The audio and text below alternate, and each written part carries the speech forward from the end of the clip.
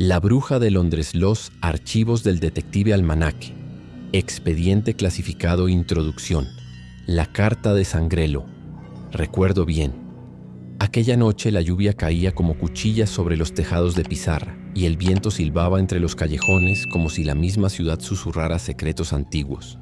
Era octubre de 1897 y Londres se había convertido en una criatura de humo y sombras que devoraba la luz del día antes de que pudiera filtrarse entre sus entrañas de ladrillo y hierro forjado. El gas de las farolas parpadeaba débilmente en las esquinas, creando charcos de luz amarillenta que se perdían en la niebla espesa como sopa de guisantes. Los cascos de los caballos resonaban contra el empedrado húmedo y de vez en cuando el grito lejano de un vendedor ambulante se desvanecía en la distancia como el eco de un fantasma perdido. Yo estaba en mi estudio de Baker Street, no muy lejos, de donde el famoso consultor había establecido su residencia cuando llegó la carta. Mi refugio era un santuario de conocimiento oscuro, estanterías de roble que se alzaban hasta el techo abarrotadas de volúmenes sobre ocultismo, criminología y ciencias forenses. Las paredes estaban decoradas con mapas de Londres marcados, con alfileres rojos que señalaban los lugares donde había resuelto casos que Scotland Yard prefería olvidar. En un rincón, mi escritorio de caoba estaba cubierto de fotografías de escenas del crimen, reportes policiales y recortes de periódicos, que documentaban los casos más extraños de los últimos 5 años. Una lámpara de aceite proyectaba sombras danzantes sobre una colección de objetos que había confiscado durante mis investigaciones. Un puñal ritual manchado de óxido, una bola de cristal agrietada, fragmentos de pergamino con símbolos que ningún académico de la universidad podía descifrar. El fuego crepitaba en la chimenea de mármol, proporcionando el único calor en esa noche helada. Yo estaba revisando un expediente sobre desapariciones inexplicables en Southwark cuando mi casera, la señora Pemberton, subió las escaleras con pasos vacilantes. Sus manos temblorosas sostuvieron el sobre como si fuera un carbón ardiente. «Detective Almanaque», murmuró, y noté que evitaba mirarme directamente a los ojos. La señora Pemberton había sido mi casera durante 3 años, pero nunca se había acostumbrado completamente a la naturaleza de mi trabajo. Esto llegó para usted. No había cartero. Simplemente apareció debajo de la puerta principal. Juro por Dios que no había nadie cuando bajé a verificar. Sus mejillas estaban pálidas y pude ver las pequeñas gotas de sudor que se formaban en su frente a pesar del frío. La señora Pemberton había visto suficientes cosas extrañas en mi casa como para desarrollar un instinto sobrenatural propio. El sobre era de papel pergamino, amarillento como hueso viejo que hubiera sido desenterrado después de décadas bajo tierra. La textura era rugosa bajo mis dedos y desprendía un olor extraño, tierra húmeda mezclada con algo que no pude identificar inmediatamente. La dirección estaba escrita con una caligrafía elegante pero anticuada, como si hubiera sido trazada por alguien que había aprendido a escribir en el siglo anterior. Pero lo que realmente me heló la sangre fue la tinta. Era de un rojo tan intenso que parecía húmeda aún, como si la sangre acabara de brotar de una herida fresca. Cuando acerqué el sobre a la luz de la lámpara, pude ver que la tinta tenía un brillo metálico, como cobre oxidado mezclado con rubíes pulverizados. ¿Está segura de que no vio a nadie?, pregunté, aunque ya conocía la respuesta. La señora Pemberton negó con la cabeza vigorosamente. Nada, señor. Y eso es lo que más me asusta. La puerta principal estaba cerrada con llave, la cadena puesta, y yo estaba en la cocina toda la tarde. No escuché pasos, no se abrió ninguna puerta, no sonó el timbre. Ese sobre simplemente apareció. Pero lo que me hizo sentir como si alguien caminara sobre mi tumba fue el sello. Un círculo de cera negra del tamaño de una moneda de corona, marcado con 13 pequeñas llamas dispuestas como los números de un reloj maldito. Cada llama había sido grabada con un detalle exquisito, y en el centro del círculo había un símbolo que reconocí inmediatamente, aunque esperaba no volver a verlo jamás. La Hermandad de las 13 llamas. Solo había visto ese símbolo una vez antes, en mis días de juventud, cuando mi mentor, el Dr. Cornelius Blackwood, me llevó a investigar una serie de asesinatos rituales en Whitechapel. Aquello fue en 1871, 26 años atrás, cuando yo era apenas un joven aspirante a detective con más curiosidad que experiencia. Blackwood era un hombre extraordinario, médico forense por entrenamiento, pero con un conocimiento enciclopédico sobre lo oculto que rivalizaba con cualquier erudito de Oxford. Tenía la habilidad única de aplicar métodos científicos a fenómenos que la ciencia convencional se negaba a reconocer. bajo su tutelaje, aprendí que el mundo era mucho más extraño y peligroso de lo que la mayoría de las personas podían imaginar. Esa noche de 1871, Blackwood y yo fuimos llamados a investigar el asesinato de una mujer joven en un callejón de Dorset Street. La víctima había sido encontrada en el centro de un círculo de sal, rodeada de velas negras derretidas y con símbolos extraños grabados en la piel de su frente. La policía estaba desconcertada, pero Blackwood reconoció inmediatamente las marcas de un ritual de invocación. La Hermandad de las 13 Llamas, había murmurado, examinando los símbolos con una lupa. Creía que habían sido erradicados hace décadas. Pasamos 3 días investigando, siguiendo pistas que nos llevaron a los rincones más oscuros de Londres. Blackwood parecía conocer secretos sobre la ciudad que no aparecían en ningún mapa o libro de historia. Me habló de sociedades secretas, que existían desde tiempos medievales, de rituales que podían romper las barreras entre la vida y la muerte, de conocimientos que habían sido prohibidos por buenas razones. La noche en que finalmente encontramos el escondite de la hermandad, Blackwood me ordenó que esperara afuera. Hay cosas que un joven no debe ver, me dijo con una seriedad que nunca había mostrado antes. Si algo me pasa, huye. No trates de ser héroe. Simplemente huye y nunca vuelvas a buscar información sobre la hermandad. Esas fueron las últimas palabras que intercambiamos. Esperé afuera durante horas, escuchando sonidos que parecían provenir de las profundidades del infierno. Gritos, cánticos en idiomas desconocidos y un ruido que solo puedo describir como el sonido de la realidad, desgarrándose. Cuando finalmente me atreví a entrar, encontré a Blackwood en el centro de un círculo de sal y cenizas, desangrado, con los ojos abiertos mirando hacia un punto fijo en el techo. Pero antes de exhalar su último aliento, me agarró de la camisa con una fuerza sobrenatural y me susurró: las 13 llamas nunca se apagan, almanaque, y cuando regresen, solo tú podrás detenerlas. Murió esa misma noche, y yo nunca supe quién lo mató o qué había ocurrido exactamente en esa habitación. Los otros miembros de la hermandad habían desaparecido sin dejar rastro, y Scotland Yard clasificó el caso como un asesinato sin resolver.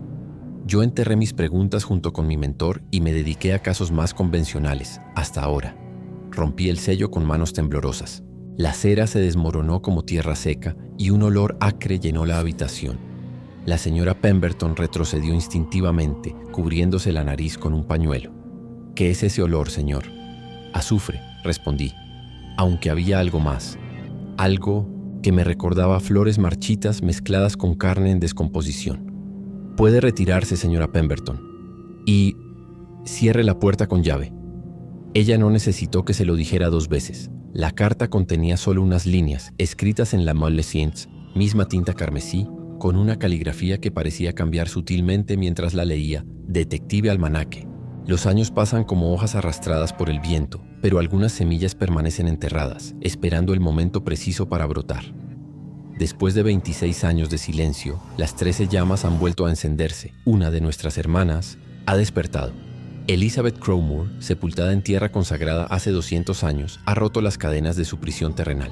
Los niños de Hampstead Heath han comenzado a desaparecer uno por uno, como piezas de un rompecabezas macabro. Los círculos de piedra aparecen marcados con sangre de bestias inocentes. Y en las noches sin luna, carcajadas femeninas rompen el silencio como cristales rotos. Tú, que fuiste tocado por nuestro conocimiento a través de tu mentor, eres el único que comprende la verdadera naturaleza de lo que se avecina. Cornelius Blackwood murió protegiendo secretos que ahora debes enfrentar. Ve a la cabaña del bosque de Kenwood, donde los robles se tuercen hacia la izquierda como dedos artríticos señalando hacia el pasado. Allí encontrarás lo que buscas, si es que tu alma puede soportar la verdad. Que Dios se apiade de ti, porque nosotros no podemos. La hermandad de las 13 llamas post-scriptum, tu sangre llama a la nuestra. La reconocemos como hermana. Dejé caer la carta sobre mi escritorio de roble como si fuera una serpiente venenosa. El fuego de la chimenea parpadeó violentamente, como si una brisa invisible hubiera entrado por la ventana sellada. Por un momento, juro que vi la silueta de una mujer entre las llamas, sonriendo con dientes afilados como navajas, sus ojos brillando con una luz que no pertenecía a este mundo. Elizabeth Crowmore.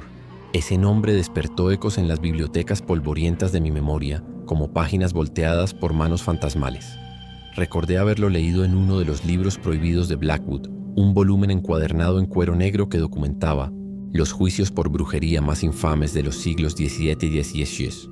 una mujer acusada de brujería en 1697, condenada a ser enterrada viva en lugar de quemada en la hoguera. El pueblo de Hampstead había tomado esa decisión porque temían que sus cenizas contaminaran el aire que respiraban sus hijos. Se decía que Elizabeth había asesinado a 12 niños del pueblo para completar un ritual que le otorgaría vida eterna y poderes que rivalizarían con los de los ángeles caídos. Pero algo salió terriblemente mal. En lugar de inmortalidad, Elizabeth obtuvo una maldición más cruel que la muerte. Estar consciente por toda la eternidad, atrapada entre la vida y la muerte, sepultada bajo 6 pies de tierra bendita por un obispo, con crucifijos de hierro clavados alrededor de su ataúd para mantener su alma aprisionada.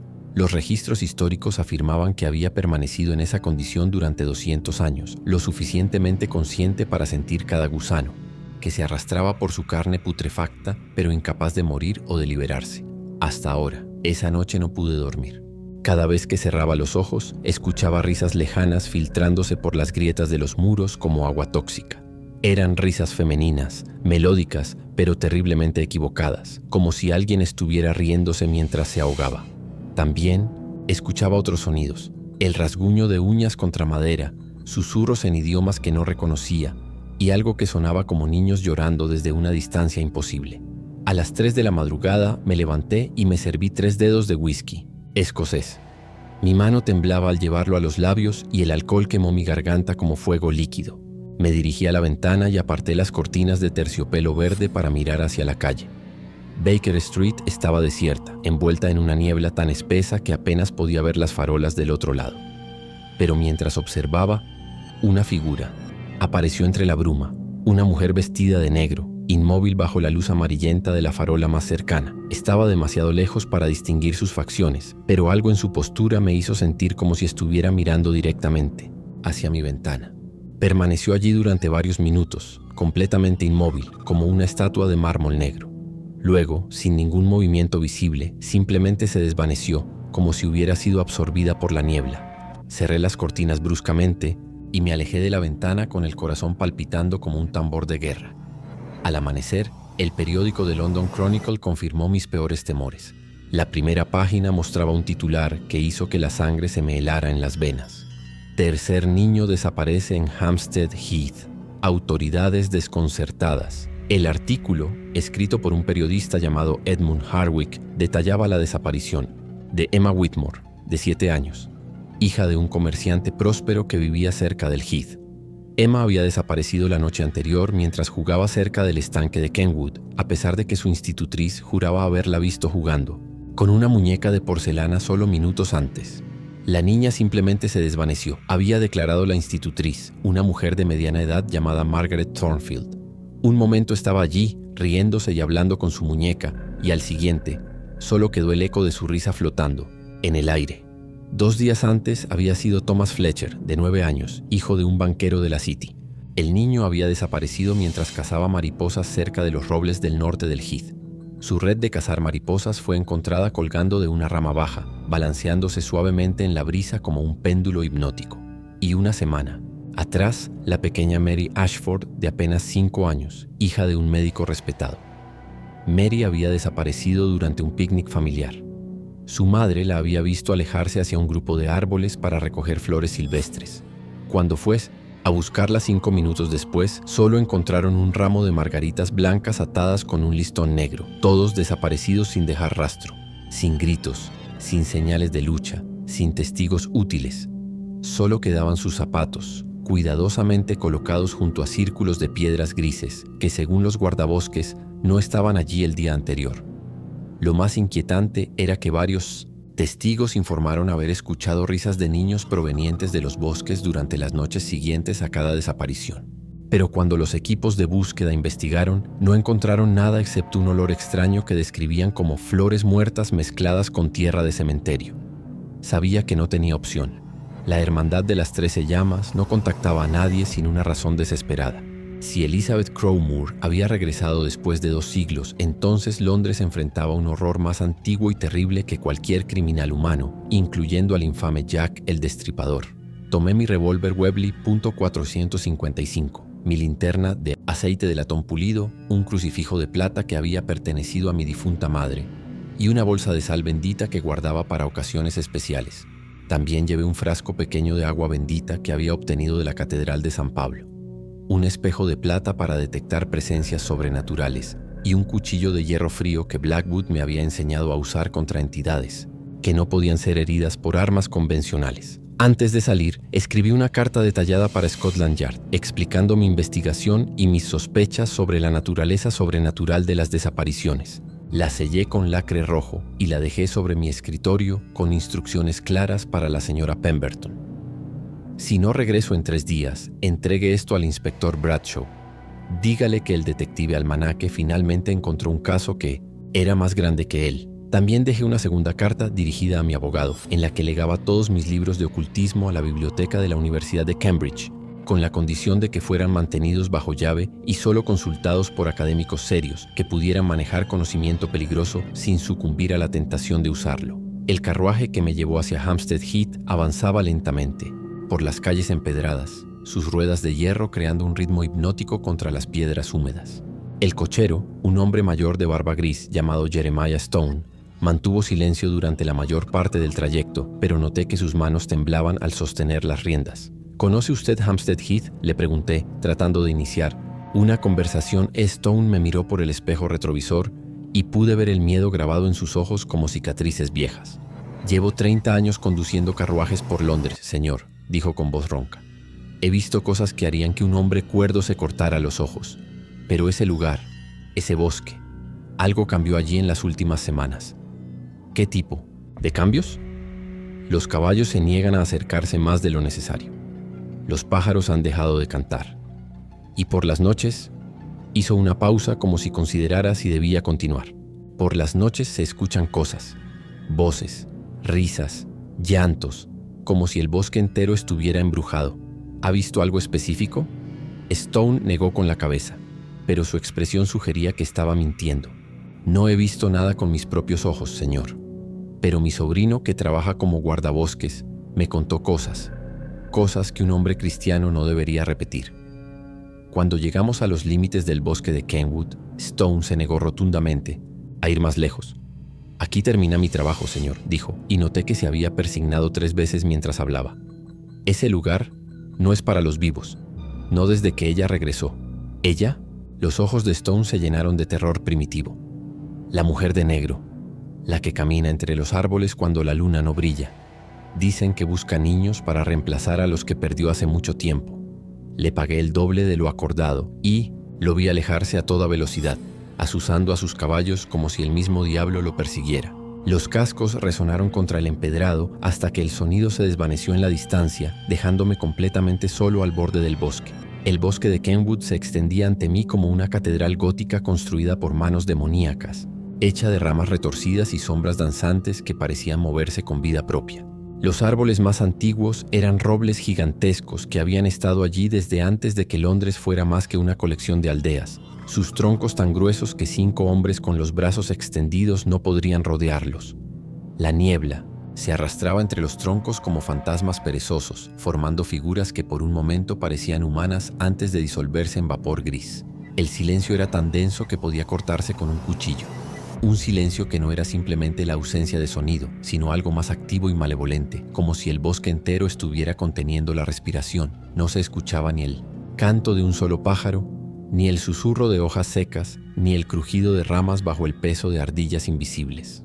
Era como si toda la vida natural hubiera huido del lugar, dejando solo un vacío que esperaba ser llenado por cosas que no debían existir. Seguí el sendero serpenteante que se internaba en las profundidades del bosque. El camino estaba cubierto de hojas muertas que crujían bajo mis pies como huesos quebrados, y cada paso parecía resonar más fuerte de lo que debería.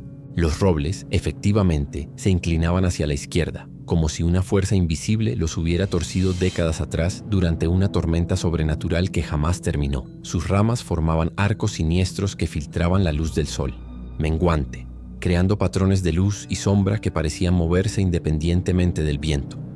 Ocasionalmente creo ver figuras humanoides entre las sombras, siluetas altas y delgadas que desaparecían cuando intentaba enfocar la vista directamente sobre ellas.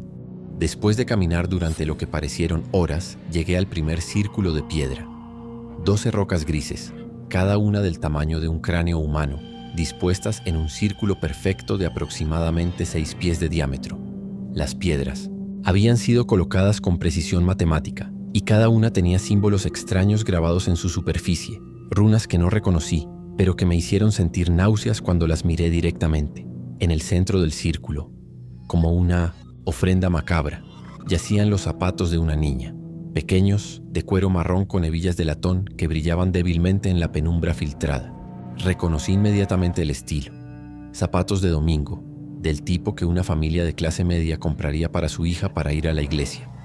Alrededor del círculo, desperdigados como ofrendas rituales, yacían los cadáveres de varios animales. Un zorro con la garganta cortada de oreja a oreja, 2 conejos con los ojos arrancados y extraños símbolos grabados en su piel con una precisión quirúrgica, y un cuervo negro cuyas plumas habían sido arrancadas meticulosamente y dispuestas en patrones geométricos complejos. El aire alrededor del círculo olía a hierro y a algo más, algo putrefacto y dulce que me recordó a flores marchitas mezcladas con carne en descomposición. Era un olor que se pegaba a la parte posterior de la garganta y se negaba a desaparecer, sin importar cuántas veces tragara saliva. Saqué mi libreta de cuero y documenté todo lo que veía, dibujando los símbolos con el mayor detalle posible. Blackwood me había enseñado que los detalles aparentemente insignificantes a menudo contenían las claves para resolver casos sobrenaturales. Continué adentrándome en el bosque, siguiendo el sendero que se hacía más estrecho y serpenteante con cada paso. Los círculos de piedra aparecían cada pocos cientos de metros, como marcadores en un camino hacia el infierno. Cada uno marcaba la desaparición de otro niño. Cada uno contenía zapatos pequeños en el centro. Cada uno estaba rodeado de animales, muertos dispuestos en patrones rituales. En total, conté 12 círculos, 12 niños. El mismo número que Elizabeth Crowmore había asesinado 200 años atrás para completar su ritual de inmortalidad. Pero según el periódico, solo habían desaparecido 3 niños recientemente. ¿Dónde estaban los otros? ¿9? ¿Eran desapariciones que aún no habían sido reportadas? ¿O algo más siniestro estaba ocurriendo? La respuesta a esa pregunta llegó cuando finalmente encontré la cabaña. La estructura se alzaba en un claro donde la luz del sol no lograba penetrar completamente, como si las hojas de los árboles circundantes hubieran sido tejidas mágicamente para formar un dosel impenetrable. Era una construcción de 2 pisos, hecha de madera envejecida y piedra musgosa que parecía haber brotado del suelo como un hongo venenoso alimentado por décadas de muerte y desesperación. Las paredes exteriores estaban cubiertas de musgo negro que brillaba con una humedad antinatural, y las vigas de madera mostraban signos de pudrición que formaban patrones que por un momento parecían rostros humanos retorcidos en agonía. Las ventanas estaban tapiadas con tablones podridos que habían sido clavados desde el interior, y entre las grietas se filtraba una luz verdosa que no provenía de ninguna fuente natural. La puerta principal colgaba de sus goznes como una mandíbula, dislocada, balanceándose suavemente aunque no había viento. Estaba hecha de roble negro y tenía símbolos grabados que reconocí como protecciones contra espíritus malignos, aunque algo me decía que esas protecciones habían sido corrompidas hace mucho tiempo. Pero lo que más me impactó fueron los huesos. Colgaban de las vigas del porche como macabras campanillas de viento, fémures, tibias, costillas y cráneos de diversos tamaños, algunos humanos, otros claramente animales.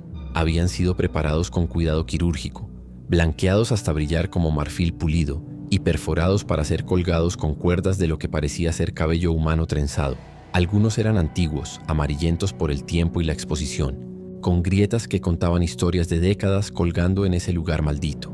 Pero otros parecían recientes, aún blancos y limpios, con marcas de herramientas modernas grabadas en su superficie. Entre ellos reconocí con horror huesos que eran demasiado pequeños, demasiado delicados para ser de adultos. Cráneos del tamaño de pomelos, costillas finas como lápices, fémures que no medían más que el antebrazo de un hombre adulto. El viento los hacía chocar entre sí, creando una melodía diabólica que parecía seguir un ritmo específico, como si fuera una canción compuesta especialmente para ahuyentar a los vivos y atraer a los muertos. Cada vez que las corrientes de aire movían los huesos, producían tonos diferentes. Los cráneos sonaban como campanas apagadas, las costillas tintineaban como carillones rotos y los huesos largos producían notas graves que parecían resonar en lo más profundo de mi pecho. Me acerqué a la puerta con el revólver desenfundado, aunque una parte de mi mente sabía que las balas convencionales serían inútiles contra lo que me esperaba adentro. El interior de la cabaña estaba sumido en una oscuridad absoluta que parecía tragarse la luz como un agujero negro. Encendí mi linterna de aceite y el haz de luz dorada reveló un espectáculo que me hizo retroceder varios pasos y luchar contra las náuseas que amenazaban con dominarme. La habitación principal era más grande de lo que la estructura exterior sugería, como si el espacio interior hubiera sido expandido por medios sobrenaturales. El techo se alzaba a una altura imposible, perdiéndose en sombras que parecían moverse con vida propia.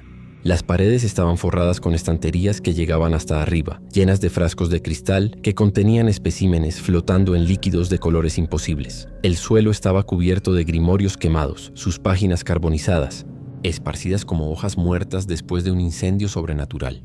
Reconocí fragmentos de títulos en latín, griego antiguo y otros idiomas que no pude identificar.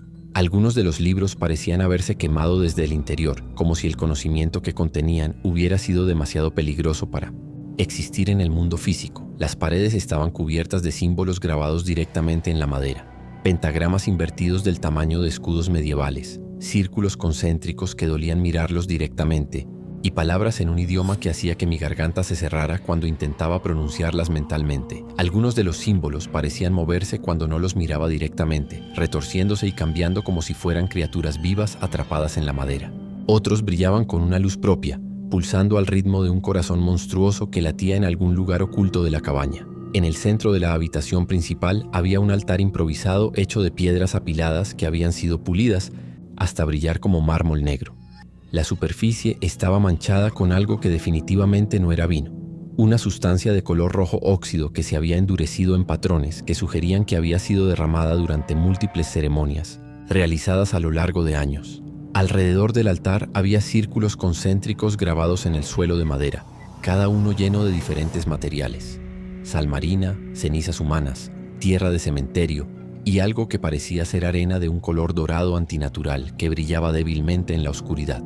Pero lo que más me perturbó fueron las pequeñas jaulas de hierro dispuestas a lo largo de las paredes como celdas en una prisión diabólica. Habían sido forjadas a mano con una habilidad artesanal extraordinaria, decoradas con patrones que eran hermosos y terrificantes a la vez. Cada jaula era del tamaño perfecto para contener a un niño de entre 5 y 10 años, con barrotes lo suficientemente separados para permitir que pequeñas manos se extendieran hacia afuera, pero demasiado estrechos para permitir el escape. 12 jaulas en total. 9 de ellas estaban vacías, con las puertas abiertas de par en par, colgando de sus bisagras como bocas hambrientas. Las cerraduras habían sido forzadas desde el interior, con marcas de arañazos que sugerían uñas desesperadas. 3 permanecían cerradas, y desde esas 3 jaulas llegaban sonidos que me helaron hasta los huesos, gemidos apagados, respiraciones laboriosas, y ocasionalmente débiles sollozos que sonaban como el llanto de niños que habían agotado sus fuerzas para gritar.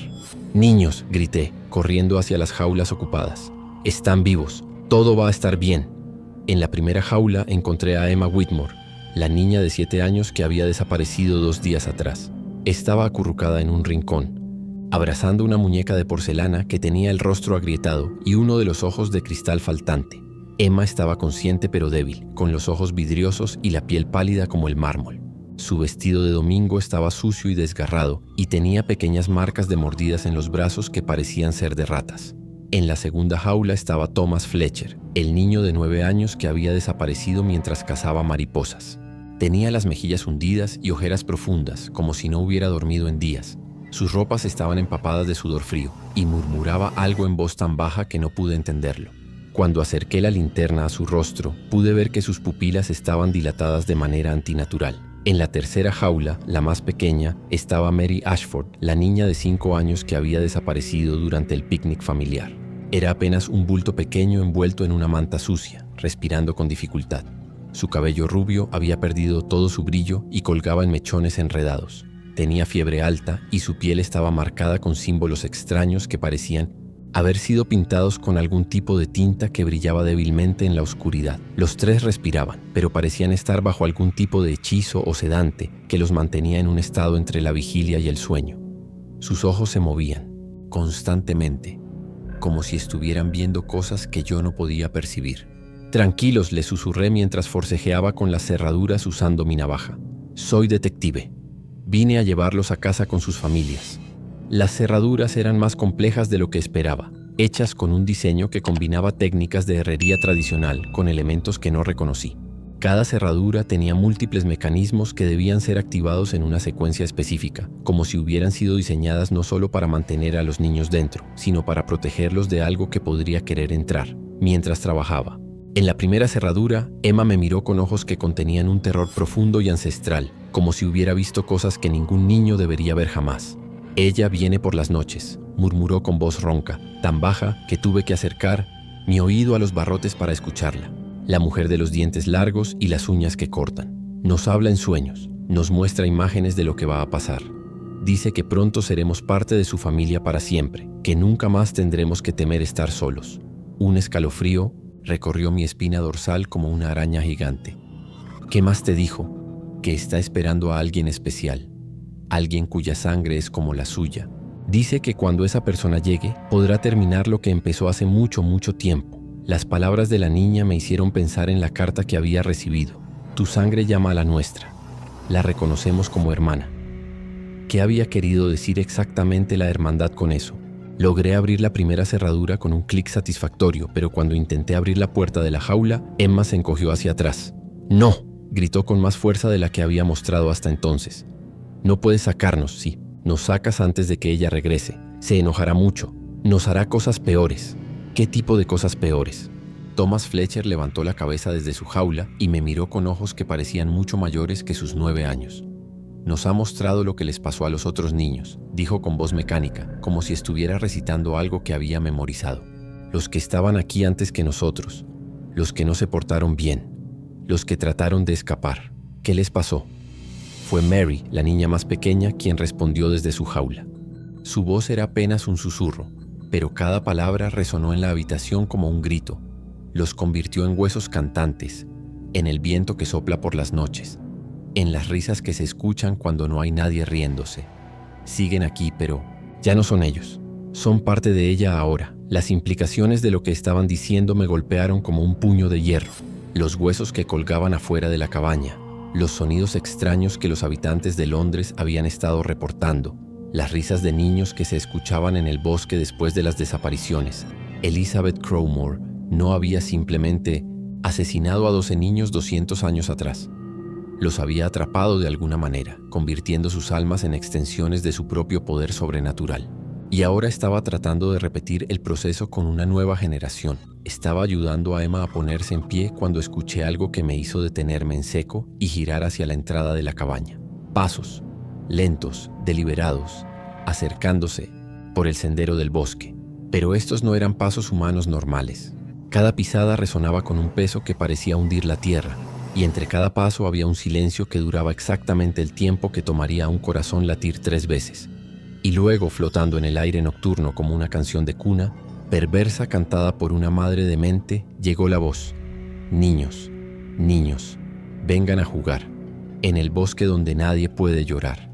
Elizabeth ha vuelto de su tumba fría para hacer de ustedes su compañía. Huesos y sangre, risas y lágrimas. Todo se mezcla en mis plegarias. 200 años he esperado aquí para que mi familia vuelva a mí. La voz era femenina, melódica, con un tono que habría sido hermoso si no hubiera algo terriblemente equivocado en ella. Era como si alguien estuviera cantando con la garganta llena de tierra húmeda, o como si las palabras estuvieran siendo formadas por una boca que había olvidado cómo funcionaban los labios y la lengua humanos. Los 3 niños en las jaulas comenzaron a temblar violentamente. Emma se cubrió los oídos con las manos y comenzó a balancearse hacia adelante y hacia atrás, murmurando algo que sonaba como un rezo en un idioma que no reconocí. Los pasos se detuvieron justo afuera de la puerta principal. «Detective Almanaque», dijo la voz, ahora sin el tono cantarín. La inflexión era perfectamente normal, como si estuviera hablando con un viejo amigo que había venido a tomar el té. «Qué placer tan inesperado.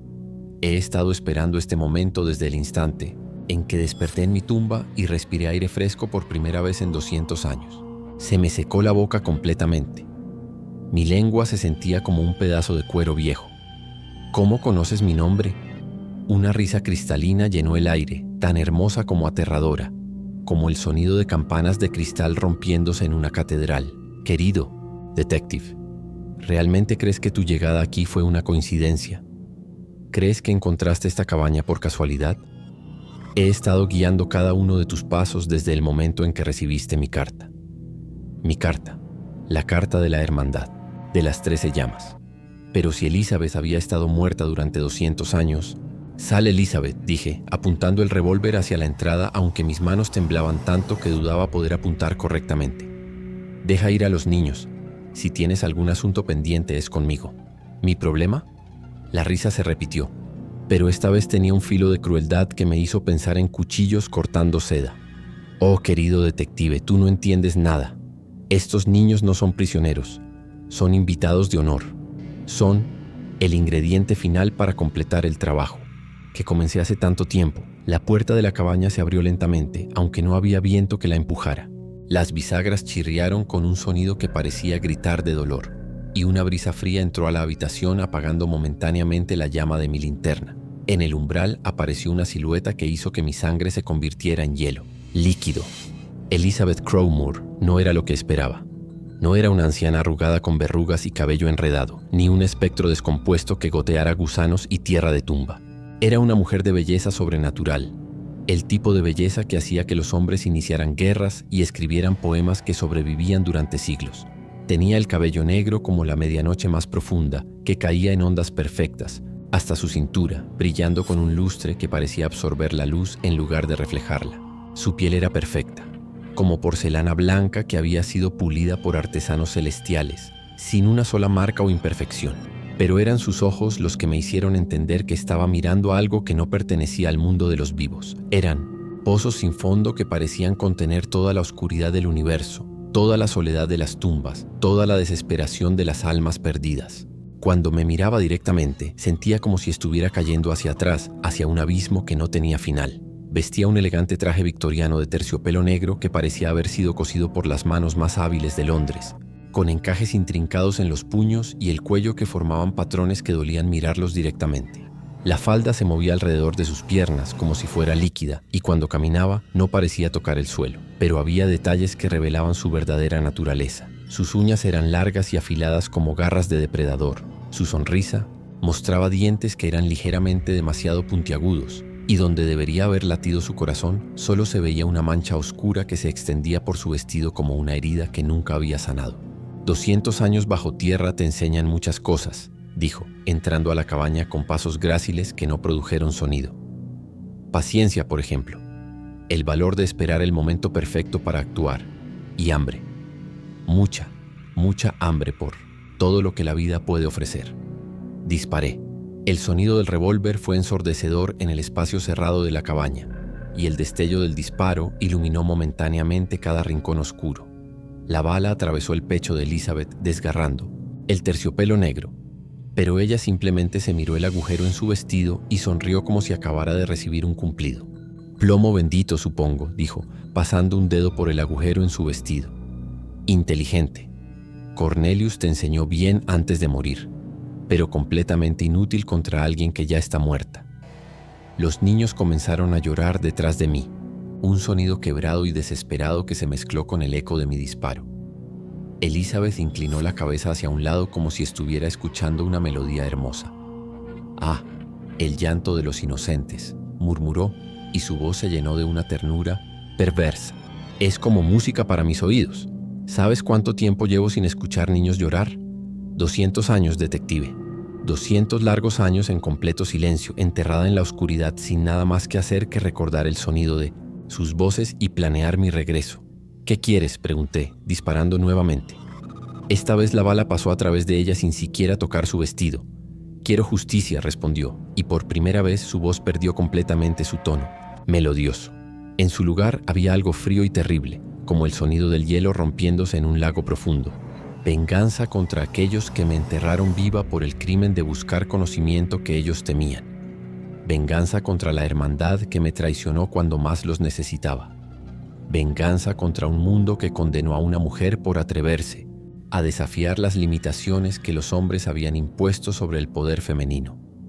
Se acercó más y pude oler su perfume, una mezcla embriagadora de rosas muertas, tierra de cementerio y algo dulce y putrefacto que me recordó a frutas demasiado maduras. «Pero tú, querido detective, eres especial, muy especial. La hermandad no te contactó por casualidad. Hay algo que no te han dicho, algo sobre tu pasado que cambiará todo lo que crees saber sobre ti mismo». Mi corazón comenzó a latir más rápido, bombeando sangre helada a través de mis venas. ¿Qué sabes sobre mi pasado? Elizabeth sonrió, mostrando todos sus dientes, afilados como pequeñas dagas de marfil. ¿Qué sé sobre Cornelius Blackwood? ¿Sobre el hombre que te crió como su protegido? ¿Sobre el hombre que murió investigando los rituales de la hermandad? Él era mi mentor, mi maestro. Cornelius Blackwood no era solo tu mentor, almanaque. Las palabras salieron de su boca como veneno dulce. Era tu padre. El mundo se tambaleó a mi alrededor como si la cabaña entera estuviera construida sobre arena que se desplazaba. Mi revólver se sintió pesado como plomo en mi mano y por un momento pensé que iba a desmayarme. Eso es imposible, logré decir. Mi padre murió cuando yo era un bebé. Blackwood me lo dijo. Me mostró los registros de defunción. Tu padre cambió su nombre y se convirtió en ocultista para protegerte, continuó Elizabeth acercándose, tanto que pude ver mi reflejo en sus ojos sin fondo. Porque tú, querido detective, tienes sangre de bruja corriendo por tus venas. Sangre que yo necesito para completar mi ritual de venganza definitiva. Las palabras cayeron sobre mí como bloques de hielo, aplastando todo lo que creía saber sobre mi identidad. Pero al mismo tiempo explicaban tantas cosas que nunca había entendido completamente. Mi extraña habilidad para percibir lo sobrenatural, mi atracción hacia casos que otros consideraban imposibles, la forma en que los espíritus parecían susurrarme secretos en la oscuridad. Los 12 niños que desaparecieron hace 200 años, continuó Elizabeth, aparentemente leyendo la confusión en mi rostro, no murieron como los registros históricos afirman. Los mantuve en un estado entre la vida y la muerte, alimentándome de su energía vital como una madre se alimenta de la leche de sus hijos. Pero el ritual quedó incompleto.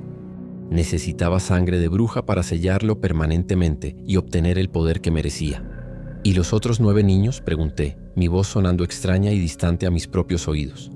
Los otros círculos de piedra, su sonrisa se amplió, hasta mostrar encías que brillaban como perlas negras. ¿Qué otros 9 niños? El horror me golpeó como un puño de hierro envuelto en terciopelo. Los 12 círculos de piedra que había encontrado en el bosque no marcaban las desapariciones de niños actuales. Marcaban las ubicaciones donde Elizabeth había enterrado a los niños de hace 200 años, después de drenar sus almas para alimentar su poder. Solo 3 niños habían desaparecido recientemente, los que tenía enfrente de mí en las jaulas. Los otros nunca existieron, murmuré, sintiendo como si el suelo se desvaneciera bajo mis pies. Muy bien, detective. Muy bien. Su voz sonaba como una maestra elogiando a un estudiante particularmente brillante. Los periódicos, los reportes de Moisés, desapariciones masivas, los testimonios de testigos. Todo fue una ilusión, un hechizo tejido con cuidado para atraerte hasta aquí. La Hermandad de las 13 Llamas dejó de existir hace más de un siglo, destruida por cazadores de brujas que fueron más astutos de lo que esperaban. Pero la carta, yo escribí esa carta. Yo creé toda esta farsa elaborada. Yo planté las pistas que seguiste como migajas de pan en un cuento de hadas. El suelo pareció desvanecerse completamente bajo mis pies. ¿Por qué? Porque después de 200 años de espera, de planificación, de dolor indescriptible, finalmente tengo lo que necesito. Un descendiente directo de bruja que puede completar mi ritual interrumpido.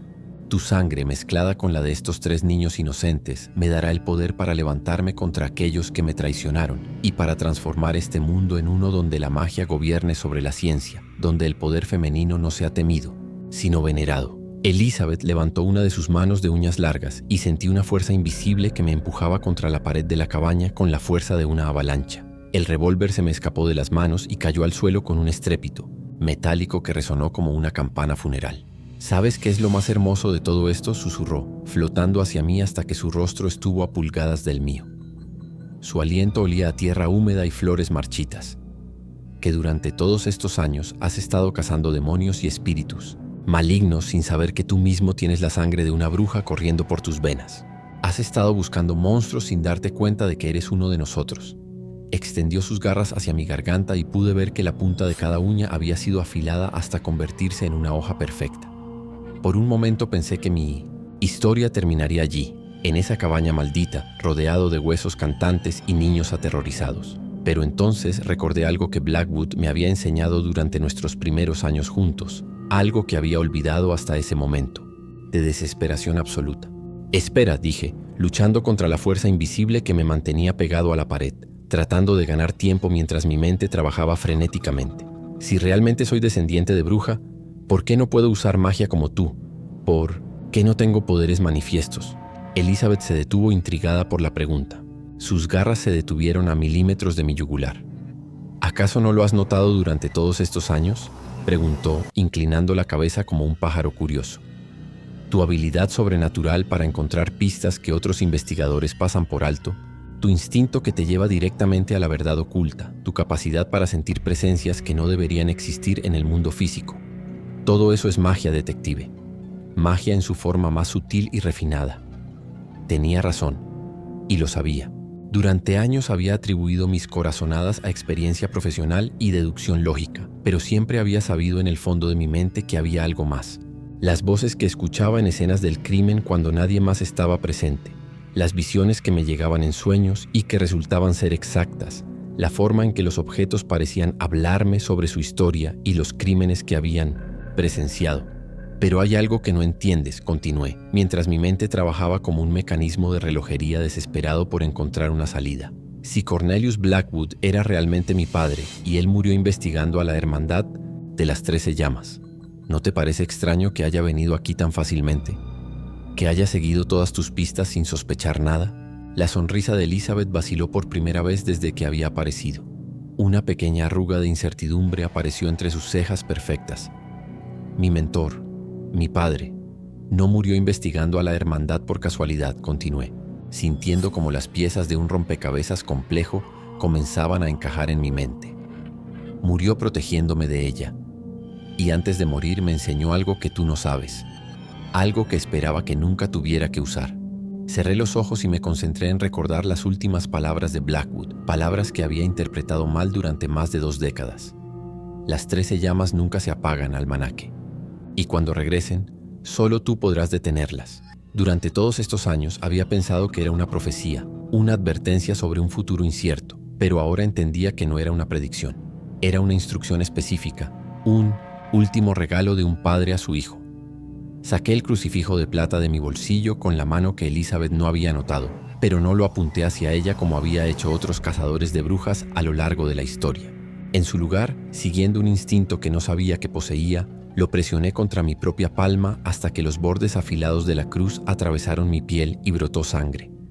¿Qué estás haciendo?, preguntó Elizabeth, y por primera vez desde que había aparecido, detecté genuina incertidumbre en su voz. Algo que mi padre me enseñó cuando era niño, respondí, dejando que mi sangre goteara sobre el suelo de madera de la cabaña. Sangrare pro veritatem revelat. La sangre vertida voluntariamente por la verdad revela lo que está oculto. Era un ritual que Blackwood me había mostrado cuando tenía apenas 12 años, diciéndome que solo debía usarlo en una emergencia absoluta, cuando mi vida dependiera de conocer la verdad sobre algo sobrenatural. Nunca había entendido completamente cómo funcionaba. Pero ahora, con sangre de bruja corriendo por mis venas, el hechizo se activó con una potencia que me sorprendió. Las gotas de mi sangre comenzaron a brillar con una luz dorada intensa, al tocar el suelo, extendiéndose en patrones que parecían tener vida propia. Los símbolos grabados en las paredes empezaron a cambiar. Las palabras en idiomas desconocidos se transformaron en inglés claro, y la historia verdadera de este lugar se reveló ante mis ojos como páginas de un libro abriéndose. Y lo que leí me hizo entender que toda mi comprensión de la situación había sido incorrecta desde el principio. Tú no eres Elizabeth Crowmore, dije, mirándola directamente a los ojos mientras la verdad se desplegaba a mi alrededor como una revelación divina. Elizabeth Crowmore murió hace 200 años, exactamente como se suponía que debía morir. Fue ejecutada correctamente y su alma encontró el descanso que merecía después de sus crímenes. La belleza sobrenatural de la mujer que tenía frente a mí comenzó a desvanecerse como pintura bajo una lluvia torrencial. Su piel perfecta se agrietó como porcelana vieja.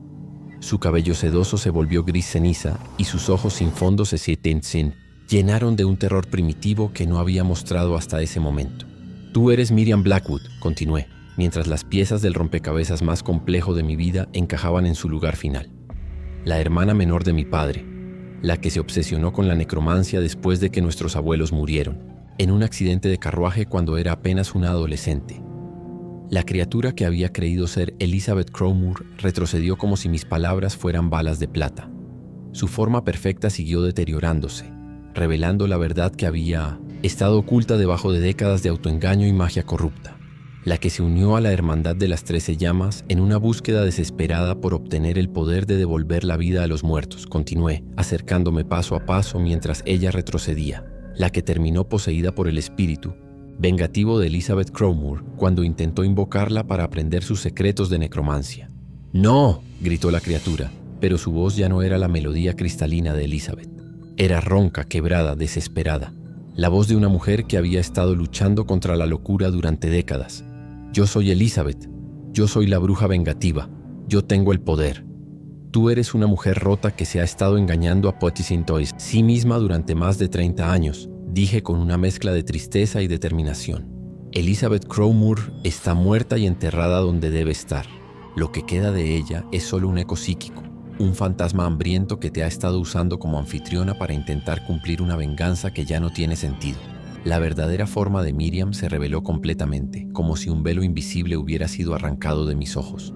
Era una mujer demacrada de aproximadamente 50 años, con cabello canoso enmarañado que colgaba en mechones sucios alrededor de un rostro que una vez había sido hermoso. Vestía harapos que una vez fueron prendas elegantes, ahora podridos, por años de vida en el bosque. Sus manos estaban manchadas permanentemente de tierra y sangre, con uñas largas y sucias que habían crecido como garras porque había olvidado cómo cortarlas. Pero lo más terrible eran sus ojos. Reflejaban la locura de alguien que había perdido completamente su identidad, que había vivido tanto tiempo creyendo ser otra persona que ya no recordaba quién había sido originalmente. Los niños que desaparecieron hace 200 años fueron víctimas reales de Elizabeth Crowmore, dije, acercándome lentamente a ella con las manos extendidas en un gesto de paz. Pero tú has estado recreando sus crímenes porque tu mente fragmentada cree que eres ella. Los 3 niños en las jaulas son reales, pero los otros 9 círculos de piedra, las desapariciones masivas, los inventaste en tu locura. Silencio, aulló Miriam extendiendo sus manos hacia mí, pero sin la máscara de Elizabeth, su poder sobrenatural era mucho menor.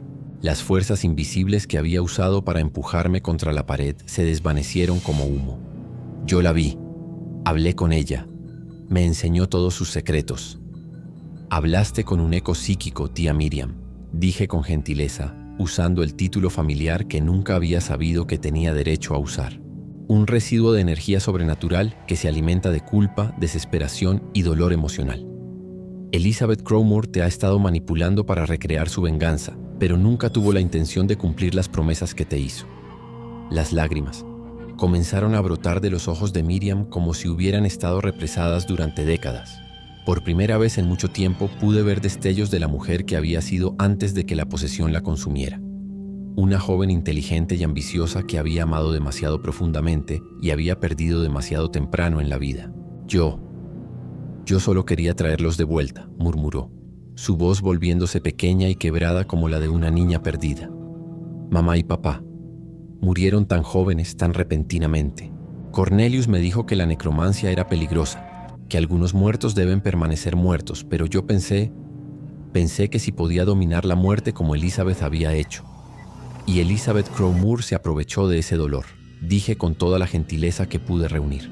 Te prometió poder, conocimiento, la capacidad de reunirte con aquellos que habías perdido. Pero todo lo que realmente quería era usar tu cuerpo y tu energía vital para continuar existiendo en el mundo físico. Miriam se desplomó sobre sus rodillas como una marioneta cuyos hilos hubieran sido cortados, sollozando con una desesperación que parecía brotar desde lo más profundo de su alma torturada. El hechizo que mantenía a los niños en un estado de semiconciencia se rompió inmediatamente y pude escuchar sus respiraciones volviéndose más fuertes y regulares por primera vez desde que los había encontrado. ¿Qué he hecho?, susurró mi tía, mirando las jaulas donde habían estado los niños como si las estuviera viendo por primera vez. Los niños, por favor dime que no los lastimé. Por favor dime que no soy un monstruo. Están vivos, le aseguré acercándome lentamente y arrodillándome junto a ella. Van a estar bien. Están asustados y débiles, pero no han sufrido daño permanente. Y tú no eres un monstruo, Miriam. Eres una víctima. La abracé como debería haber hecho mi padre hace décadas, como debería haber hecho alguien de nuestra familia cuando el dolor de perder a nuestros padres la estaba consumiendo lentamente. Su cuerpo era frágil como el de un pájaro herido, todos huesos y piel tensa sobre músculos que habían perdido su fuerza hace mucho tiempo. ¿Puedes perdonarme algún día?, preguntó con una voz tan pequeña que tuve que esforzarme para escucharla. ¿Después de todo lo que he hecho? No hay nada que perdonar, respondí, y me sorprendió descubrir que lo decía completamente en serio. Elizabeth Crowmore te usó, te manipuló, te robó más de 30 años de tu vida, te convirtió en su títere para cumplir una venganza que murió con ella hace 2 siglos. Pero ahora estás libre, tía Miriam. Ahora puedes descansar. Mientras consolaba a mi tía recién descubierta, sentí un cambio fundamental en el aire de la cabaña. Era como si una presión que había estado acumulándose durante décadas finalmente se hubiera liberado. Los símbolos malignos en las paredes se desvanecieron como humo. Los huesos colgantes del porche se convirtieron en polvo que el viento dispersó inmediatamente, y una brisa cálida y limpia dispersó el olor a muerte y descomposición que había impregnado el lugar. Un susurro final flotó en el aire, ya no amenazante ni lleno de odio, sino casi agradecido. Libres. Por fin. Todos libres. Los espíritus de los 12 niños asesinados 200 años atrás habían encontrado paz al fin. Elizabeth Crowmore, finalmente, había sido exorcizada completamente de este mundo. Y mi tía, Miriam, después de décadas de tormento, había recuperado su verdadera identidad. Cargué a los 3 niños uno por uno hasta el borde del bosque, donde sabía que los equipos de búsqueda los encontrarían al amanecer. Emma, Thomas y Mary estaban débiles pero conscientes, y sus memorias de la experiencia ya se estaban desvaneciendo como sueños al despertar. Un mecanismo de protección natural que les permitiría sanar sin llevar cicatrices psicológicas permanentes. Oficialmente, reporté a Scotland Yard que habían sido secuestrados por una mujer perturbada que había estado viviendo como ermitaña en el bosque, una explicación que satisfizo a las autoridades sin involucrar elementos sobrenaturales que no habrían creído. Miriam fue internada en el Bedlam Royal Hospital bajo un nombre falso, donde finalmente recibió el tratamiento médico y psicológico que había necesitado durante décadas. Visité a mi tía regularmente durante los meses siguientes. Lentamente, con la ayuda de médicos competentes y medicamentos modernos, comenzó a recuperar fragmentos de su verdadera personalidad. Me contó historias sobre mi padre que nunca habría conocido de otra manera. Cómo había sido un niño curioso y brillante. Cómo había protegido a su hermana menor de los matones del vecindario. Cómo había llorado durante días cuando sus padres murieron. Cornelius siempre supo que tenía sangre de bruja, me dijo durante una de nuestras conversaciones, cuando ya había recuperado suficiente lucidez para mantener conversaciones coherentes. Lo heredaste de la línea materna de nuestra familia. Nuestra abuela era una curandera que conocía secretos que la medicina moderna apenas está comenzando a redescubrir. ¿Por qué nunca me lo dijo? Porque quería que tuvieras una vida normal. Quería protegerte del mundo oscuro que él había decidido investigar. Pero cuando comenzaste a mostrar habilidades psíquicas desde pequeño, supo que no podría mantenerte alejado para siempre. Miriam me explicó que la Hermandad de las 13 Llamas había sido una organización legítima de ocultistas que estudiaban fenómenos sobrenaturales con fines académicos. Pero algunos miembros, incluida ella misma, habían comenzado a experimentar con magias peligrosas en busca de poder personal. Elizabeth Crowmore había sido una bruja real, me dijo, pero no era la villana que los registros históricos describían. Era una mujer inteligente que había desarrollado técnicas de medicina herbal que amenazaban los monopolios médicos de hombres poderosos. La acusaron de brujería para silenciarla.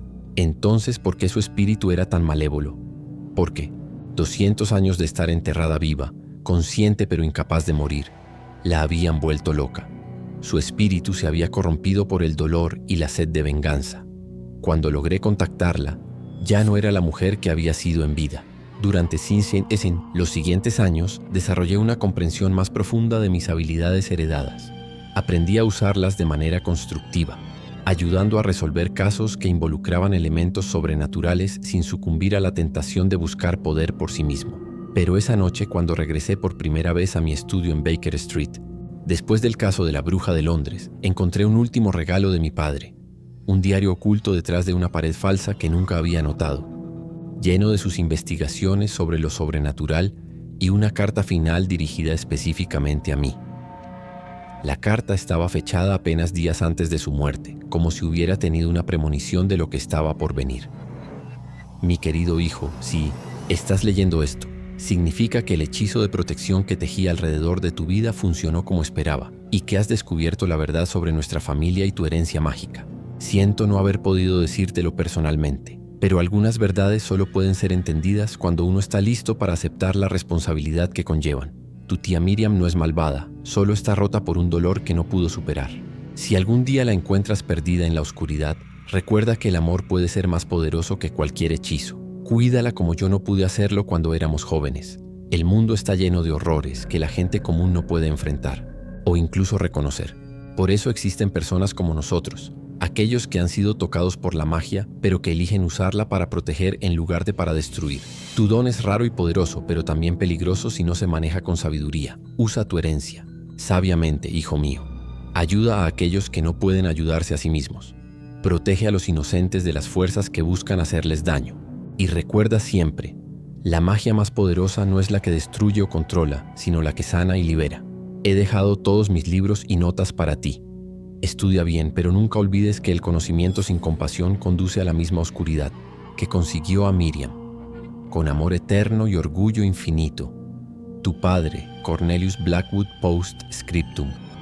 En el cajón secreto de mi escritorio encontrarás un anillo que pertenecía a tu abuela. Llévalo como recordatorio de que la magia fluye en tu sangre, no como una maldición, sino como un regalo que debe ser honrado. Encontré el anillo exactamente donde había dicho. Una banda de plata antigua grabada con símbolos que ahora podía leer, que se traduce como protector de los inocentes. Se ajustó perfectamente a mi dedo como si hubiera sido hecho específicamente para mí.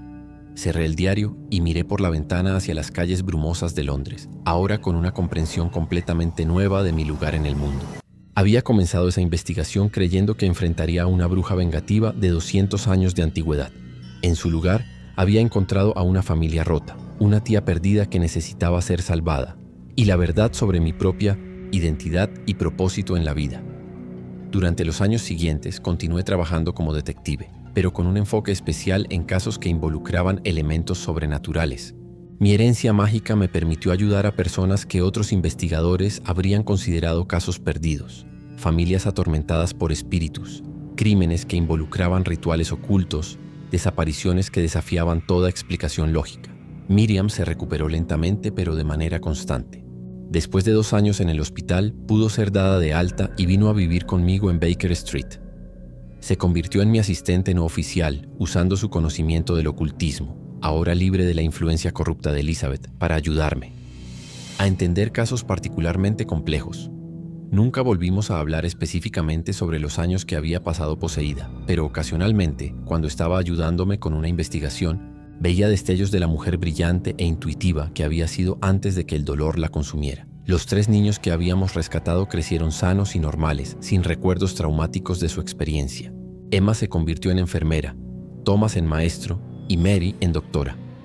A veces pienso que su experiencia, aunque terrible, les dio una compasión especial hacia aquellos que sufren, una comprensión intuitiva del dolor que los convirtió en sanadores, excepcionales. Y así fue como resolví el caso más extraño y personal de mi vida, uno que nunca debió haber sido abierto, pero que necesitaba ser cerrado para que las almas perdidas pudieran encontrar paz, para que una familia fragmentada pudiera sanarse y para que yo pudiera entender finalmente quién era realmente y cuál era mi verdadero propósito en este mundo lleno de misterios y magia oculta. El caso de la bruja de Londres me enseñó que los monstruos más terribles no siempre son aquellos que nacen del mal, sino aquellos que nacen del dolor no sanado, y que a veces la magia más poderosa no es la que destruye a nuestros enemigos, sino la que nos permite salvar a aquellos que creíamos perdidos para siempre. Fin de los archivos del detective Almanaque. Caso: La bruja de Londres. Fecha de 1996. Cierre: noviembre 15, 1897. Clasificación: resuelto. Archivo personal. Nota: este caso cambió todo lo que creía saber sobre mí mismo y mi lugar en el mundo. Que sirva como recordatorio de que la verdad más importante no siempre es la que buscamos, sino la que necesitamos encontrar.